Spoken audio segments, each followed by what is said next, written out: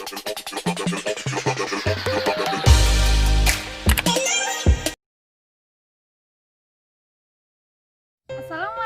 warahmatullahi wabarakatuh. Welcome back guys to my YouTube channel. Perkenalkan, nama saya Sulistri Lestari. Saya adalah seorang mahasiswi PGSD angkatan 2020 Universitas Riau. Nah, pada kesempatan kali ini saya akan menjelaskan kepada teman-teman mengenai sebuah materi, yaitu materi tentang ekosistem. Nah, video pembelajaran ini dibuat sebagai ujian akhir semester mata kuliah IPA Biologi dengan dosen pengampu Bapak Mahmud Al-Fusari, MPD.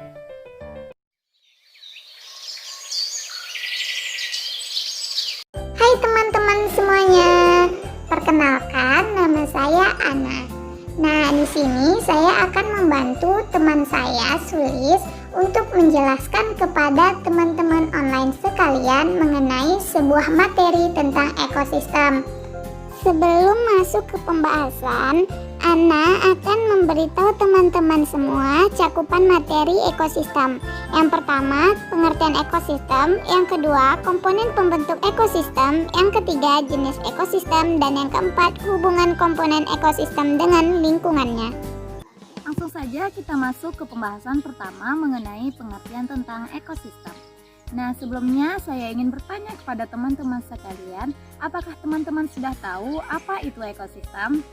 Ya, ekosistem adalah suatu sistem ekologi yang terjadi oleh hubungan timbal balik yang tak terpisahkan antara makhluk hidup dengan lingkungannya.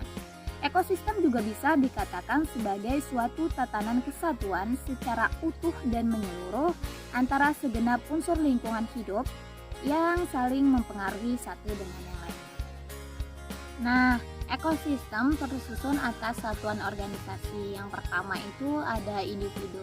Individu atau satuan penyusun ekosistem terkecil adalah organisme tunggal yang tidak dapat dibagi-bagi lagi.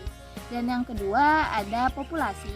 Populasi adalah sekumpulan individu sejenis atau bisa dikatakan satu spesies yang mendiami suatu wilayah tertentu.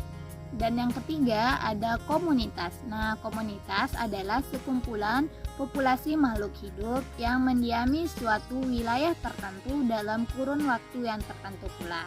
Nah, di antara populasi-populasi tersebut saling berinteraksi dan itulah yang dikatakan sebagai suatu komunitas. Nah, untuk lebih jelasnya saya akan memberikan contoh kepada teman-teman semuanya. Yuk kita belajar dengan alam.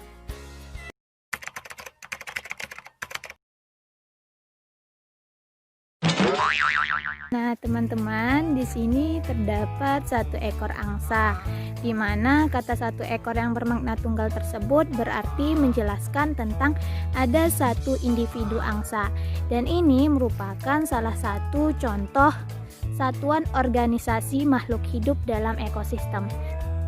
Nah, teman-teman, ini merupakan salah satu contoh populasi, di mana dalam video ini terlihat ada sekumpulan angsa yang lebih dari satu, dan itu termasuk satu spesies.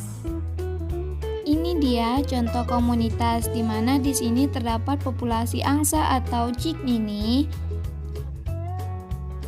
populasi ayam peliharaan atau Gallus domesticus, populasi merpati atau Columbidae,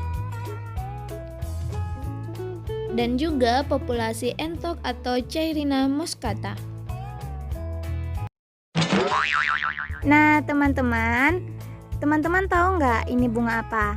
Ya, ini merupakan bunga Kamboja Jepang, atau nama latinnya Adenium obesum.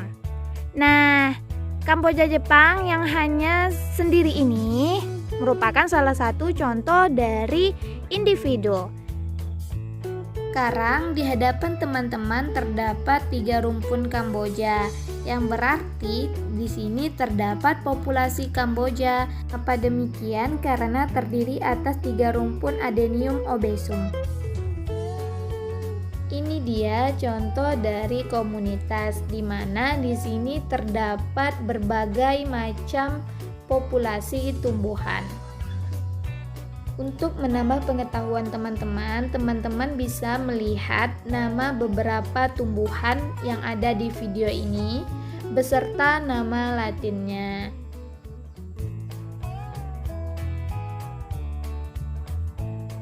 Selanjutnya, kita akan membahas cakupan materi tentang ekosistem yang kedua, yaitu tentang komponen pembentuk ekosistem. Ekosistem terbentuk dari unsur lingkungan hidup yang memiliki dua peran, yaitu autotrofik dan heterotrofik. Autotrofik merupakan peran unsur lingkungan hidup sebagai penyedia makanan secara mandiri dengan adanya bantuan dari sinar matahari. Sedangkan heterotrofik merupakan peran unsur lingkungan hidup sebagai pemeroleh manfaat dari keberadaan makanan. Nah, komponen pembentuk ekosistem ini terdiri atas dua unsur lingkungan hidup, yaitu ada unsur lingkungan hidup abiotik dan ada unsur lingkungan hidup biotik. Yang pertama, kita akan membahas tentang komponen abiotik. Abiotik atau komponen tak hidup adalah komponen fisik dan kimia yang merupakan medium atau substrat tempat berlangsungnya suatu kehidupan atau lingkungan tempat hidup. Nah, komponen abiotik ini dapat berupa bahan organik, senyawa anorganik, dan faktor yang mempengaruhi distribusi organisme, yaitu 1. Suhu. Proses biologi dipengaruhi suhu. Mamalia dan unggas membutuhkan energi untuk meregulasi temperatur dalam tubuhnya. 2. Air. Air memengaruhi distribusi organisme. Ketersediaan air di muka bumi ini hanya sekitar 2,5% dari total volume air yang ada. 3. Garam. Konsentrasi garam memengaruhi kesetimbangan air dalam organisme melalui proses osmosis. 4. Cahaya matahari. Intensitas dan kualitas memengaruhi proses fotosintesis. Air dapat menyerap cahaya sehingga pada lingkungan air, fotosintesis terjadi di sekitar permukaan yang terjangkau cahaya matahari. 5. Batu dan tanah. Beberapa karakteristik tanah yang meliputi struktur fisik, pH, dan komposisi mineral membatasi penyebaran organisme berdasarkan pada kandungan sumber makanannya di dalam tanah. 6. Iklim. Iklim adalah kondisi cuaca dalam jangka waktu lama di suatu area. Indonesia merupakan wilayah beriklim tropis yang memiliki dua musim, yaitu musim hujan dan musim kemarau. Nah, teman-teman, sekarang sedang musim penghujan karena angin musim barat sedang bertiup. Musim penghujan ini terjadi dari bulan Oktober hingga bulan April, sedangkan musim kemarau terjadi akibat angin muson timur yang bertiup dari bulan Mei hingga bulan September. Yang kedua, kita akan membahas mengenai komponen biotik. Nah, biotik merupakan istilah yang biasa digunakan untuk menyebutkan sesuatu yang hidup atau organisme. Nah, berdasarkan cara memperolehnya, komponen biotik ini dibedakan menjadi 3. Yang pertama itu ada produsen. Nah, produsen merupakan suatu makhluk hidup atau organisme yang mempunyai kemampuan untuk menghasilkan atau memproduksi atau menyediakan bahan makanannya sendiri. Melalui apa? Melalui sebuah proses yang disebut dengan proses fotosintesis. Nah, proses fotosintesis ini dapat berlangsung dengan adanya bantuan dari sinar matahari, air atau H2O, dan karbon dioksida atau CO2. Jenis komponen biotik yang kedua itu ada konsumen atau heterotrof. Nah, konsumen atau heterotrof ini merupakan suatu makhluk hidup atau organisme yang mengonsumsi atau memakan makanan yang berasal dari organisme lain. Mengapa demikian? Karena dia tidak bisa menyediakan bahan makanannya sendiri. Kemudian muncul lagi pertanyaan, kenapa dia tidak dapat menghasilkan makanannya sendiri? Karena konsumen tidak memiliki zat hijau atau klorofil yang digunakan dalam proses fotosintesis. Jenis komponen biotik yang ketiga itu ada pengurai atau dekomposer. Nah, pengurai atau dekomposer ini merupakan salah satu jenis organisme yang berperan sebagai pengurai berbagai macam bahan organis yang dihasilkan oleh organisme lain yang sudah mati ataupun sisa pencernaan organisme tersebut.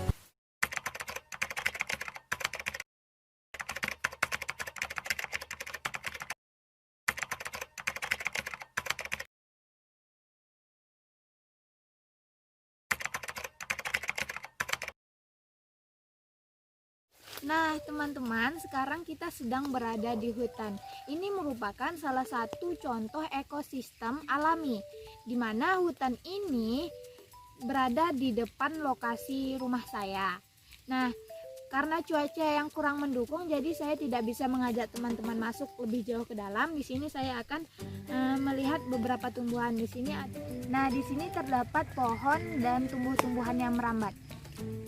Pohon.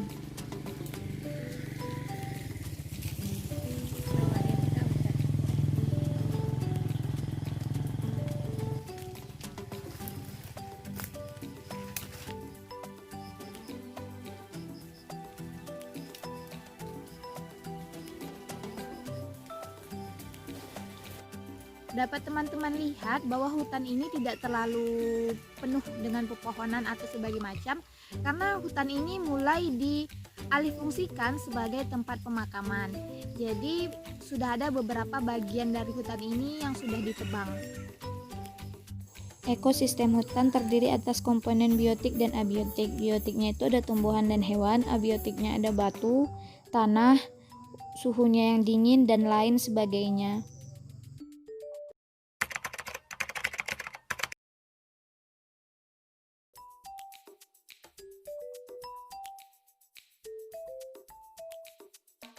Nah, teman-teman, di belakang saya ini terdapat kolam.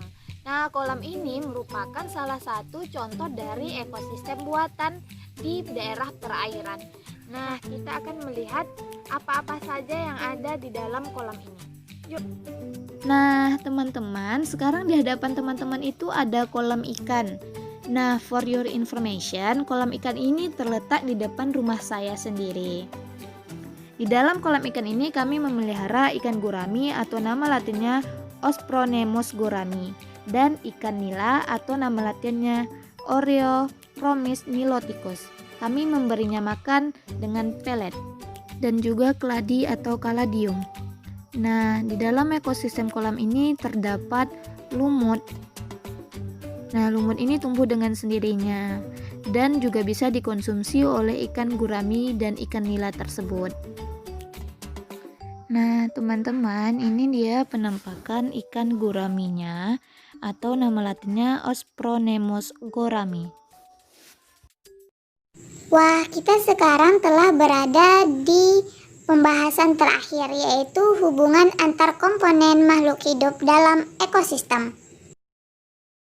Nah, teman-teman, sekarang kita akan membahas materi yang terakhir, yaitu hubungan antar komponen makhluk hidup dalam ekosistem, di mana terdiri atas 3 hubungan.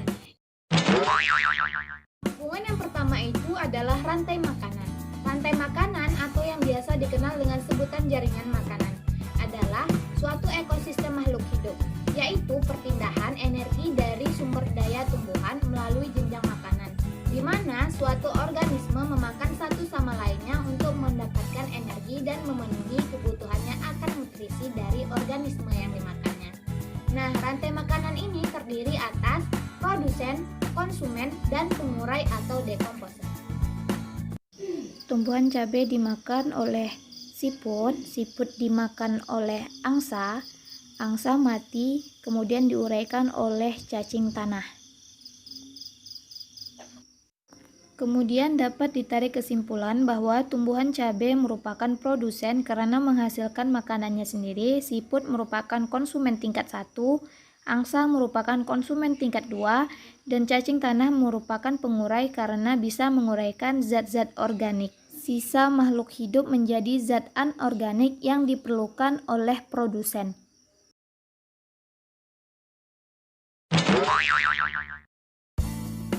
Hubungan yang kedua itu ada jaring-jaring makanan. Jaring-jaring makanan ini merupakan hubungan alami dari rantai-rantai makanan dan representasi grafis dari suatu proses makan dan dimakan dalam suatu komunitas ekologis. Ini merupakan gambar dari jaring-jaring makanan, di mana terdiri atas beberapa rantai makanan. Rantai makanan yang pertama itu ada padi dimakan tikus, tikus dimakan ular. Rantai makanan yang kedua ada padi dimakan belalang, belalang dimakan katak, katak dimakan elang. Rantai makanan yang ketiga ada padi dimakan tikus, tikus dimakan elang. Rantai makanan yang keempat ada padi dimakan ulat bulu dimakan ayam, ayam dimakan ular. Rantai makanan yang kelima ada pohon dimakan ulat bulu dimakan ayam, ayam dimakan ular. Rantai makanan yang keenam ada pohon dimakan belalang, belalang dimakan katak, katak dimakan elang. Rantai makanan yang ketujuh ada pohon dimakan belalang, belalang dimakan ayam, ayam dimakan ular. Rantai makanan yang kedelapan, pohon dimakan belalang, belalang dimakan ayam, ayam dimakan elang. Rantai makanan yang kesembilan, padi dimakan ulat, ulat dimakan katak, katak dimakan elang. Rantai makanan yang kesepuluh, padi dimakan belalang, belalang dimakan ayam, ayam dimakan ular. Rantai makanan yang kesebelas, padi dimakan belalang, belalang dimakan ayam, ayam dimakan elang. Rantai makanan yang ke-12, pohon dimakan ulat, ulat dimakan katak, katak dimakan elang. Rantai makanan yang ke-13, pohon dimakan ulat, ulat dimakan ayam, ayam dimakan elang.